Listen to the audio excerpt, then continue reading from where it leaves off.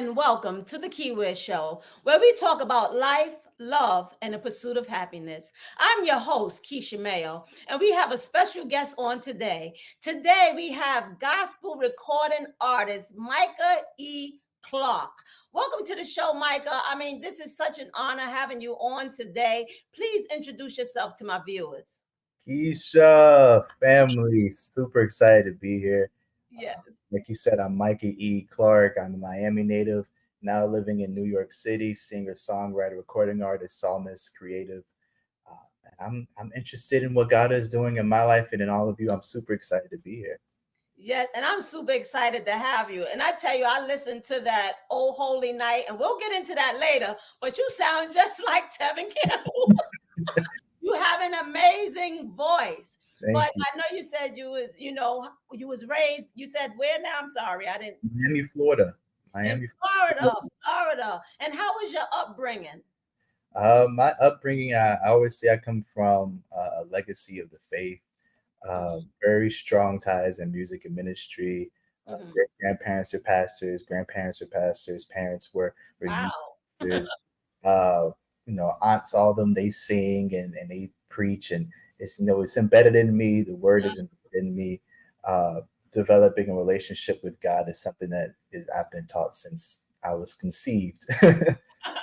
Yeah, and that's amazing. And that was one of my questions I was going to ask you. Did you grow up in the church? But you got pastors and elders and everybody saved, sanctified, and filled with the Holy Ghost. So it just fell down on you. So we thank God for your gift. But when did you start singing? Oh boy. I started singing when I want to say I was 4 years old, either 3 or 4. Hmm. I'm dating myself here. The first song I ever sung was "Never Would Have Made It." It had just came out, Hmm. um, and I've been singing ever since.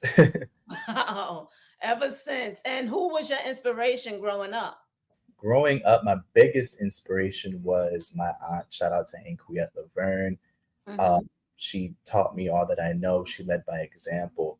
As far as mainstream inspiration, Hmm. uh, I would definitely say the Clark sisters, specifically Karen, was an inspiration. Um, and Karen and Donnie were my two inspirations. Hmm. And how old were you when you realized you wanted to sing? Ooh, that was Professionally. September 25th, 2009. I was 5 years old. I saw my aunt. She had a concert for her album that she was doing at the time. Um, Hmm. I remember looking at her on the stage and said, "I want to do that for the rest of my life." Wow. So you knew at a young age that this is something that you wanted to do and you had this calling on your life. Definitely. Right. But now I know you said your family members, you come from a musical background, but have any of your family members ever recorded and are they in the business as well? Oh yeah, definitely. My aunt, um, she recorded tours nationally. My uncle is a producer. My cousin is a Stellar Award winner, nominated um, instrumentalist. It just runs in my blood. Wow, that's awesome. And when did you record your first song? Ooh. Well, I started recording actually when I was 13. Hmm. Started recording, doing some covers on YouTube, and I put out my first actual song in 2020. Hmm. A word from the Lord. It was actually a cover that I had done, I think, a few months prior, and then I put it out that year, and people really fell in love with it. So, 2020, I was 16 at the time. Hmm. Did you think, this door would have opened for you? To actually go, Yeah, I always knew that this is something that the Lord called me to do. hmm I had that calling at a young age, and it was my heart's desire. I didn't think necessarily that the Lord would allow me to really pursue this so so soon. Uh, hmm I am blown away by God really hearing my heart's cry and hmm and granting me that opportunity. I don't take it lightly. Well, that's a blessing, Micah. And I know you also recorded another song in 2022. Tell us about that. Yeah, at the cross. At the cross, I actually originally recorded in 2020.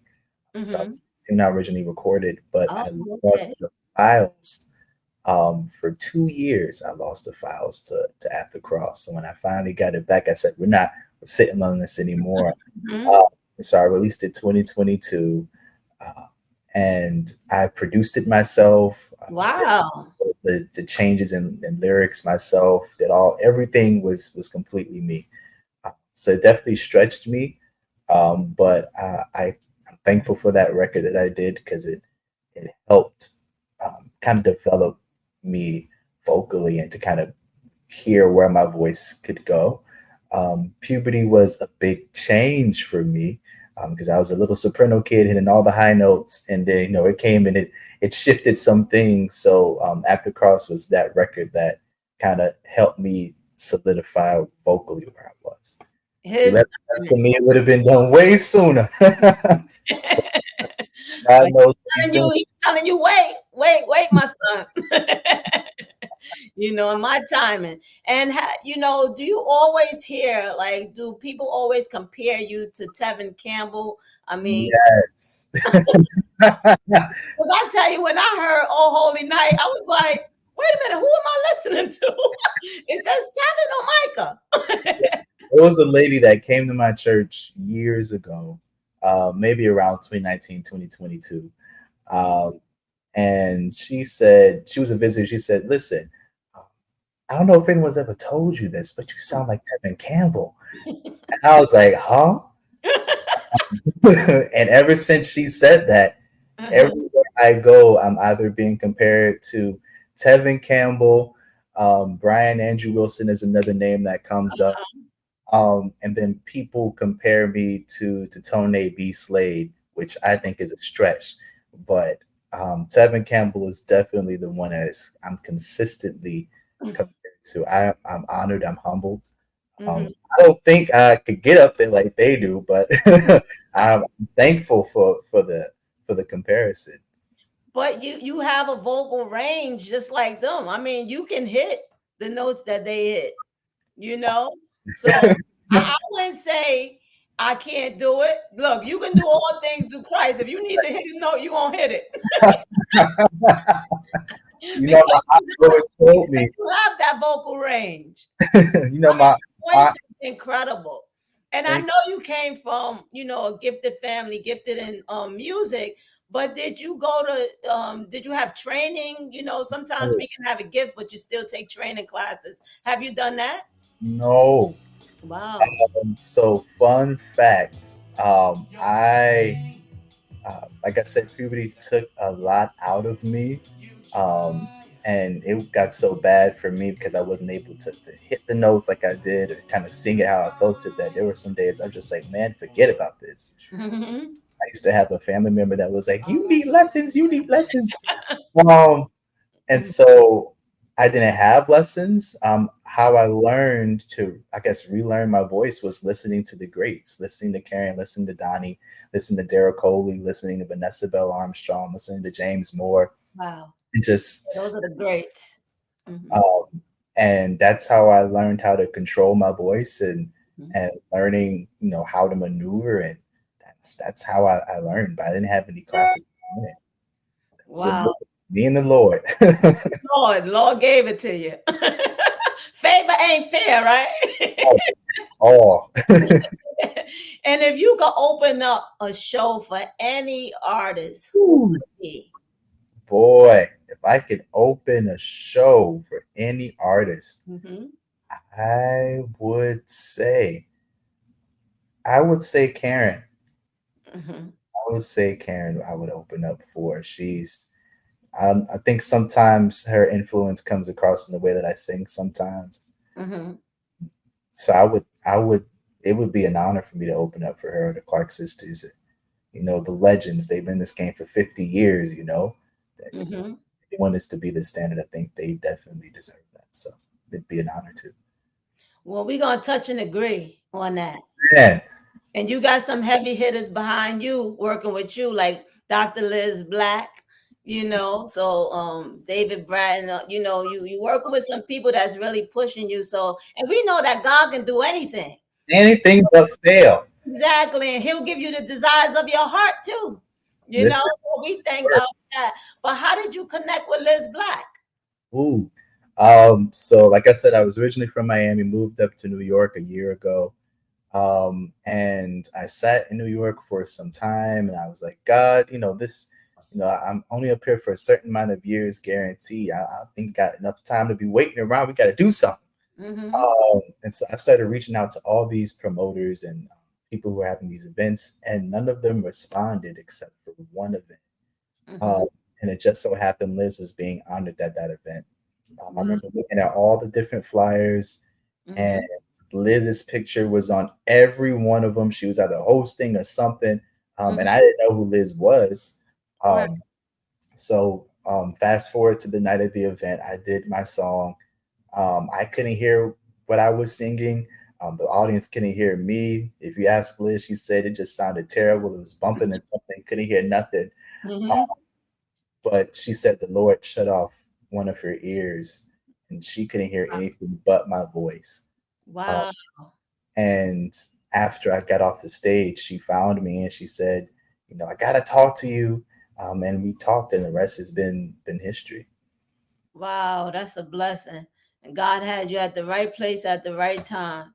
Face And right time. shut her ear so she could hear you. So it was all a plan of God. And I Definitely. believe through his plan, you're gonna go far, and what message do you want to send people through your music?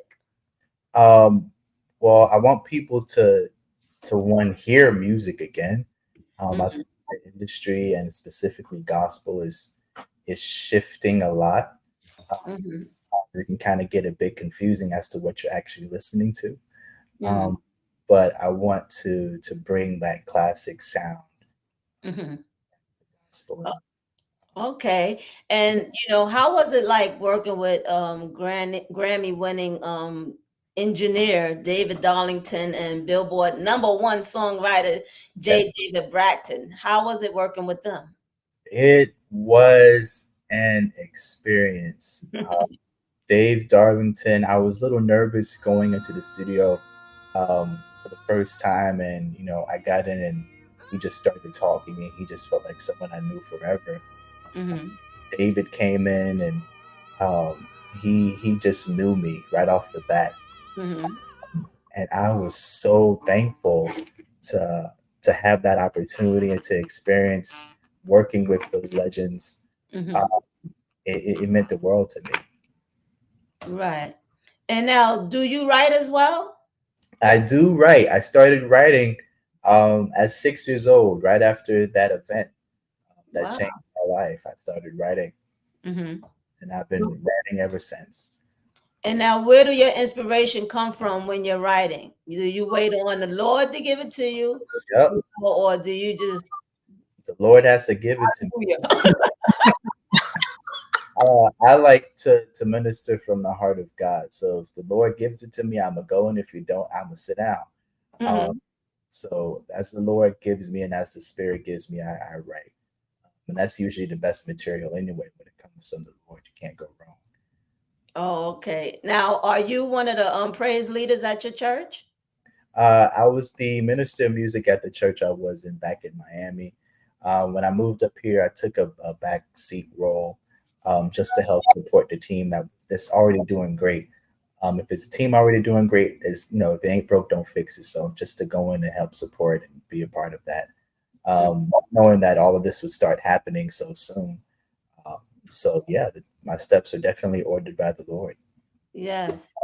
And now, what is one advice that you have been given that you never forget? Ooh, one advice that I have been given that I will never forget. That's a good question. Um, know the backstage people. Hmm. Coming up in this thing, especially trying to get into the industry, you oftentimes us starters like to think that the artists are the key. So trying to Mhm. get connected with all the major artists or all the big producers, Mhm. but in reality, it's radio, Mhm. it's the publicists, it's the people behind the stage, behind the scene, Mhm. um, that help really shape. They are the gatekeepers for the industry. You Yeah. can have a great song, you can have great vocals, but if at the end of the day radio doesn't play it and people don't talk about it, it's Mhm. just nothing. So learning the radio host, the personalities, learning the PR reps, learning just the people who shape the scene. Mhm. I think that was the biggest piece of advice that I take to my heart. So I make it my mission to learn everyone and to be thankful and to be humble at the same time. Humbleness will get you in the doors that your gift may not be able to. Um, Mhm. so definitely being humble and learning the people behind the scenes. I've taken that to heart. Right. And I know you're also in college. What are you majoring in? Yeah, I'm at the School of Visual Arts, majoring in graphic design. I've been doing graphic design for a numerous amount of years.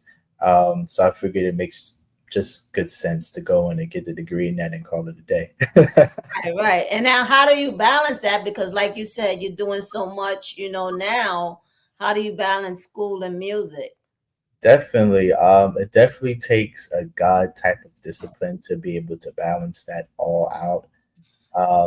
Just being real with myself, setting real expectations, setting real scheduling expectations. Hmm. Live has my days mapped out to the second. So it definitely helps me to stay balanced and stay focused. My parents, I come from a very um, keen household of discipline, Uh-huh. um, being structured and organized. So hearing my parents' voices in my head, oh, you can't do that. That's too much. You know, that helps me stay on track. Right. And now what mark do you want to make in life? Say that one more time for me. What mark do you want to make in life? I want God to be glorified. Hmm. That's my biggest goal. I'm not a performer. I'm not an entertainer. Uh, Hmm. I want people to be led to Christ and for the kingdom of darkness to just get a bunch of blows. Hmm. The enemy doesn't like me. I realize that, and I don't like him either. So, we might as well just do damage. Right. Um, might as well. It's a war. Um, Mhm. I want the people to be led to Christ, and the higher that the Lord takes me is the more that He's going to be magnified. And it's such a blessing, Micah, just, speaking with you and, how mature you are and how you love the Lord. And I know it comes from, your background, your family, but it's just a blessing because, you see teenagers today and nobody wants to talk about the Lord or even those that grew up in the church, Right. don't want to talk about the Lord. So just talking to you, it's just a blessing to see that there's still young people that's living for Christ, still young people that still want to do the work of the Lord. So I'm grateful for you and your ministry. And, I'm praying that, God take you to heights that's like you would never believe, blow your mind, and I thank God for that. But what are your plans for the future? My plans for the future is whatever the Lord has for me. I would love to do ministry full time. Hmm. Love traveling. I love restaurants. So to be able to travel the world, singing and ministering is my dream. It's something I've worked for all my life. So that's in the future. Whenever the Lord decides to press that green button, Go, right? It's time to go. It's I'm gonna going. happen. It's gonna happen. And now look, I'm gonna put you on the spot, Hmm. and I hope it's okay. Now, I would love for you to sing a little of "Oh Holy Night" for the viewers, so that, they can hear your wonderful voice. Definitely. I'm gonna start at the mid part of the song. Fall on your knees. Oh, hear the angels' voices. all night divine, all night when Christ was born, Wow. all night Yes. divine, all night divine. Jesus. Jesus. I mean, you are awesome. Oh my God. I know my viewers love that. Please tell them how they can find that song, Oh Holy Night. Holy Night is available on all digital platforms everywhere: Spotify, Apple Music, iTunes, YouTube, Pandora, whatever you listen to music on, it's there. Oh my God. And how can they find you and how can they follow you? Definitely. Micah E. Clarke, Facebook, Instagram, Threads, YouTube, all that good stuff. Micah E. Clarke, Micaheclarke. That's Micah, you are awesome, and God' hand is on your life. And what I want you to do now is, I would love for you to encourage some young person out there, who feels lost. They feel like, life is not worth living. Especially with the pandemic and so many things that went on, and people were losing jobs. Encourage somebody out there, because I know you have a word, to give somebody that can uplift them. Yeah, definitely. God has not forgotten about you. Amen. Um, God does not make any mistakes and he does everything well. The challenge is for us to be able to trust him through uncertainty, and to be able to trust him through the gray areas. But greater is he that's still in you than he that is in the world. Um, God is still on the throne. That's one of the biggest lessons that I've learned in life. It doesn't matter how yucky it gets, no matter how crazy it gets, no matter how dark it gets, God is still in control. And if you just take his hand and walk on the water, you'll be all right. Yes, yes. And that was definitely a word. We have to hold on to God's unchanging hand. And I just thank God for your life. Is there anything else you would like to share with the viewers? Anything, you want to say, you know, um, any upcoming shows that you're doing, let them know what's coming up. Yeah, definitely. We're on the road. We're doing a promo tour for Oh Holy Night. We're coming into churches, just sharing some light and some positivity for the holidays. Mhm. I believe our next stop is in Brooklyn on the 19th, this Sunday. Oh, And then we have some dates every Sunday. Just go to my page, either MicahEClarke.com or on my Instagram, or Facebook or social media, and you can see all of the dates and times that we're going to be. well, thank you so much, Michael, for coming on the Keiwear Show. This has been an awesome interview, and I'm just so grateful to God for you. And I just want to thank all my viewers for tuning in. Please join me next week for another episode of the Keiwear Show. You can follow me on all social media platforms and on the internet. My information will be listed on the screen, as well as Micah E. Clark's. And I just encourage you all to just keep God first in all that you do. God bless you, and I love you. What's up, family? It's your radio angel, Dr. Liz Black, and you're watching The Keiwear Show. And